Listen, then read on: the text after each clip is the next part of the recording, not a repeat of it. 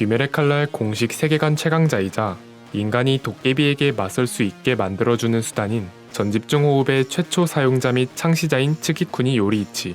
작중 시점에선 이미 고인이었음에도 완결까지 커다란 영향력을 행사했고 주인공을 비롯한 그 누구도 요리이치의 경지에는 이르지 못했는데요. 과연 그는 얼마나 강력했을까요?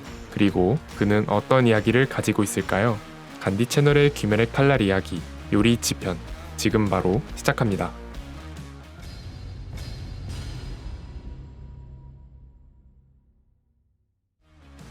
본명 츠기쿠니 요리이치.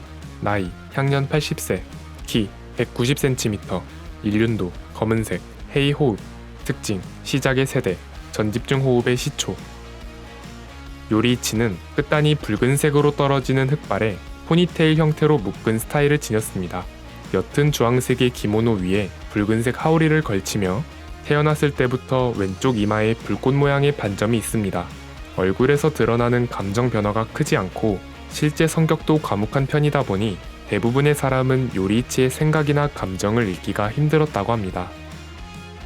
요리이치는 반점과 내비치는 세계, 호흡법, 그리고 차원이 다른 수준의 혁도로 만들어주는 악력까지 귀멸의 칼날 세계관에서 나열되는 강함의 경지들을 고된 수련 끝에 습득했다는 경위 없이 태어난 순간부터 모두 갖춘 인물입니다. 하지만 단 한순간도 오만하거나 남을 깔보지 않고 언제나 스스로를 낮추는 겸손함을 보여줬으며 또한 매우 소박한 성품의 소유자이기도 했는데 어렸을 적 형이 만들어줬던 나무 피리를 보물처럼 소중히 여겼고 집을 떠났을 때도 그저 넓은 하늘 아래를 달리는 것을 즐거워했습니다. 또한 비록 이루어지진 못했지만 우타와 함께하는 삶 속에서 그 이상 바라는 것이 없었다고 합니다. 카마도가에서 대대로 전해져 내려왔고 탄지로가 착용하는 화투패 모양이 그려진 귀걸이는 요리이치가 어렸을 때 워낙 말이 없다 보니 혹시 귀가 먹어서 과묵한가? 라는 오해를 사게 되면서 어머니가 요리이치의 귀를 밝게 비춰달라는 염원을 담아 요리이치에게 만들어준 귀걸이 부적에서 유래됐다고 합니다. 근데 청각장애가 아니라 그냥 진짜 과묵했다는 진실이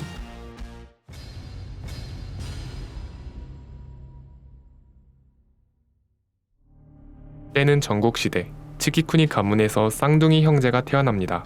그 당시엔 후계 싸움을 일으킬 가능성이 있다며 쌍둥이가 태어나는 걸 불길하게 여겼습니다. 그중 요리이치는 태어날 때부터 이마에 반점이 있어 아버지는 출산 직후 요리이치를 처리하려 했지만 어머니의 반대 덕분에 정식 후계자는 미츠카츠로 정해두고 요리이치는 10살이 되면 절에 보내는 것으로 합의를 봤다고 합니다. 그래서 요리이치는 아주 협소한 방에서 타인의 눈을 피해 숨어 살게 됩니다. 요리이치의 형 미츠카츠는 차별받는 동생을 불쌍히 여겨 몰래 요리이치와 놀아주기도 하고 직접 만든 나무 피리를 주면서 무슨 일이 생기면 피리를 부르라며 든든한 아군이 되어줍니다. 요리이치는 자신을 아껴주는 형을 진심으로 존경하게 됩니다. 후계자인 미츠카츠는 무사에게서 검술을 배우는 나나를 보냈는데 어느 날 요리이치에게도 체험 삼아 검술을 배워볼 기회가 생깁니다. 그런데 분명 요리이치는 검술을 배워본 적이 없음에도 무사를 상대로 너무나도 손쉽게 압승을 거두어 버립니다. 그날 이후 형 미츠카츠는 자신보다 뛰어난 재능을 가진 요리이치를 경계하게 됩니다. 이 사건이 아버지의 귀에 들어가게 되면 분명 후계자를 요리이치로 삼을 것이 자명하기에 두려워하면서 미츠카츠의 마음속에 시기와 질투가 싹트기 시작합니다. 그런데 그날 밤 어머니가 타계하자 요리이치는 형을 찾아가 어머니의 부고 소식을 전하며 자신은 절로 떠날 것이고 전에 줬던 피리를 형이라 생각하며 소중히 여기겠다는 말을 남기고 떠납니다. 가문을 떠난 요리이치는 넓은 세상을 보고 싶다는 생각이 들어 이곳저곳을 정처 없이 떠돌아다녔다고 합니다. 그러다가 한 농촌을 지나가던 중 유행병으로 가족을 잃은 우타라는 소녀를 만납니다. 둘은 무려 10년이나 함께 지냈다고 하며 요리이치는 이때 자신의 평소 호흡법이나 두 눈으로 바라보던 세상이 남들과는 다르다는 것을 알게 됩니다. 요리이치는 우타와 혼인하고 아이를 만들어 만삭이 되었을 즈음 산파를 부르기 위해 잠시 집을 비웠는데 요리이치가 집에 돌아왔을 땐 이미 우타와 뱃속의 아이가 도깨비에게 살해당해 있었습니다. 요리이치는 열흘간 아내와 뱃속의 아이의 시신을 끌어안고 죽은 듯이 있다가 도깨비의 흔적을 추적해온 한 귀살대원이 찾아옵니다. 이후 요리이치는 가족을 잃은 원한으로 귀살대에 들어갔고 귀살대원에게 자신이 쓰는 호흡을 전수해줍니다. 그 누구도 요리이치가 사용하는 해의 호흡을 익히진 못했지만 저마다의 특색에 맞게 조금씩 변형해 지금의 5대 기본 계파가 되는 파생호흡법이 만들어졌고 드디어 인간이 도깨비를 상대할 수 있게 되는 수단이 생기게 됩니다.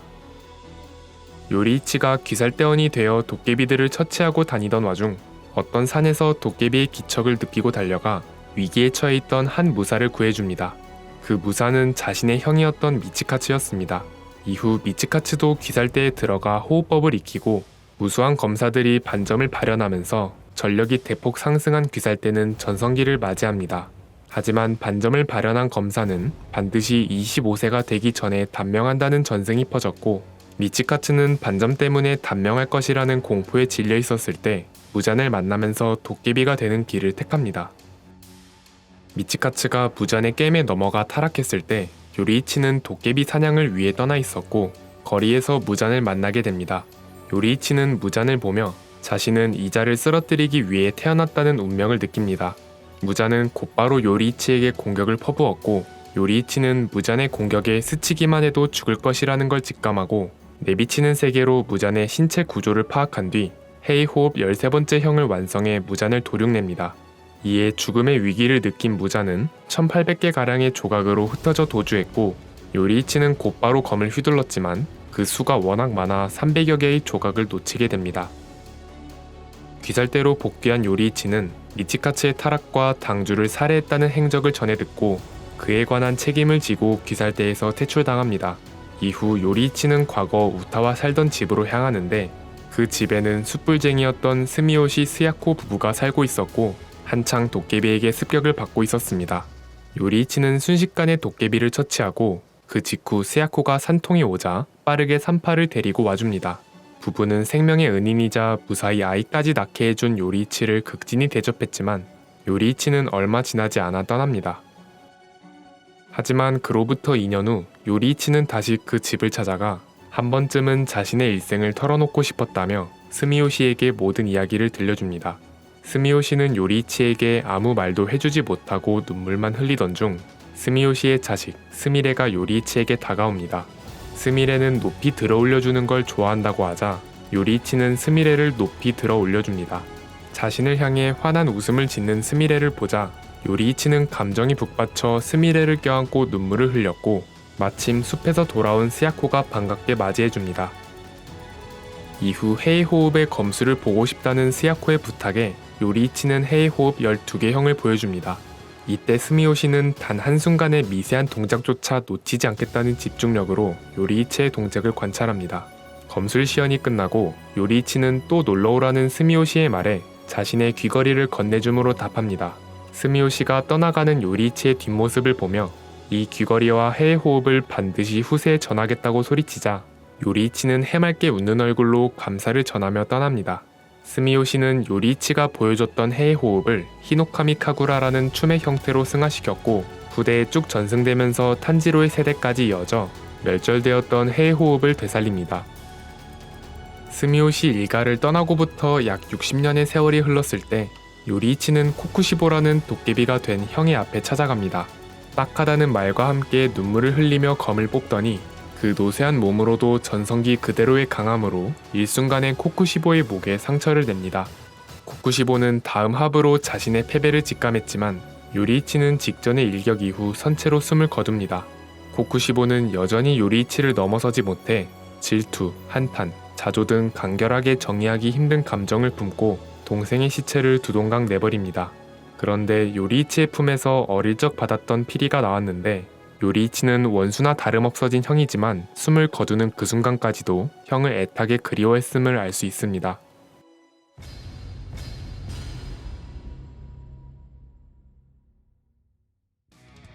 요리이치는 명실상부 귀멸의 칼날 세계관 최강자입니다. 본인 스스로 자신은 무잔을 죽이기 위해 일부러 강하게 만들어졌다고 생각할 정도로 인간의 범주를 뛰어넘는 강함을 보유했습니다. 작품의 최종 빌런인 무잔은 단독으로 귀살대 전원을 상대하면서 수많은 사상자를 냈을 정도로 차원이 다른 강자였음을 알 수 있습니다. 하지만 그런 무잔조차 단신으로 압도해 수백 년이 지나도록 무잔이 PTSD를 앓았을 정도로 두려워했고 숨을 거둔 상태에서도 혁도가 유지되었다든지 고령의 나이로도 전성기 때와 동일한 강함을 구사했는데 코쿠시보나 무자는 이런 요리이치를 단순 천재나 초인 수준이 아니라 세상의 섭리 바깥에 있는 신의 경지라고 묘사했습니다. 작중 시점엔 이미 고인이었음에도 등장인물 중 그 누구도 요리이치와 비견될 정도의 강함을 보유하지 못했습니다. 요리이치는 해의 호흡을 사용합니다. 일륜도 고유의 색은 흑색이며 해의 호흡은 전집중 호흡의 시초입니다. 도깨비를 상대하기 위해 별도로 고안한 것이 아니라 그저 요리이치가 숨을 쉬는 방식이 곧 전집중 호흡이었으며 그 방식을 귀살대원들에게 가르쳐주던 과정에서 각자의 특색에 맞게 조금씩 변형된 것이 전집중 호흡 5대 기본 계파입니다. 이노스케가 독자적으로 고안한 짐승의 호흡을 제외하면 모든 전집중 호흡의 원형이라고 볼 수 있습니다. 하지만 요리이치의 사후 무장과 코쿠시보가 요리이치와 관련된 모든 것들을 멸절시키면서 훗날 흑색 일륜도를 만들어낸 검사는 어떤 호흡법을 익혀야 하는지 몰라 그 누구도 주의 자리에 오르지 못했다고 전해질 정도로 해의 호흡에 대한 정보가 잊혀졌습니다. 하지만 스미오시 일가가 수백 년간 히노카미 카구라를 전승하면서 아무래도 오랜 시간 동안 대대로 전해지다 보니 손목의 각도나 보폭 같은 약간의 미세한 차이가 생겼지만 해의 호흡의 핵심이 되는 동작과 호흡법은 완벽에 가까울 정도로 정확하게 계승되었다고 합니다.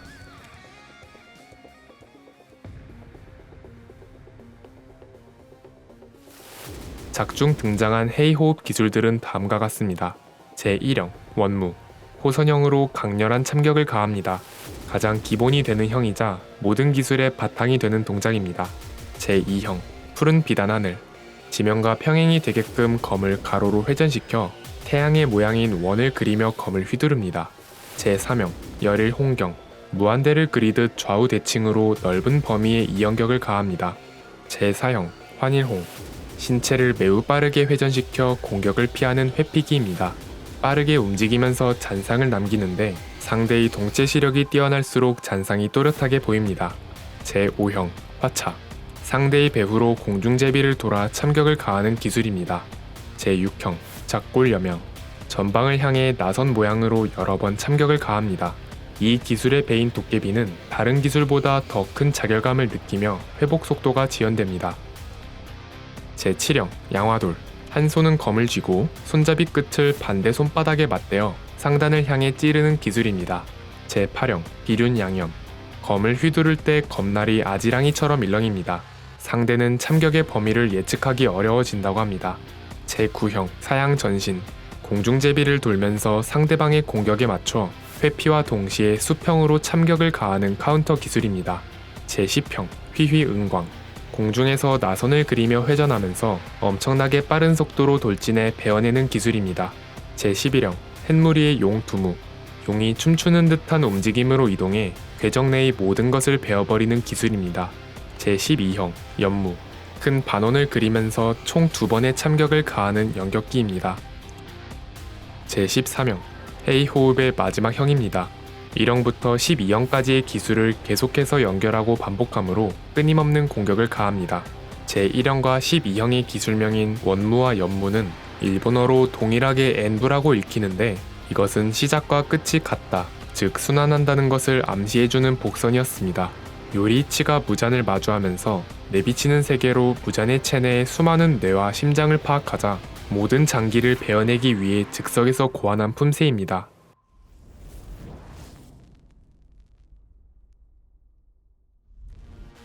전집중 호흡, 반점, 내비치는 세계 등 강함에 있어서 모든 조건을 타고난 축복받은 존재였지만 자신의 인생 자체는 기구했던 요리이치.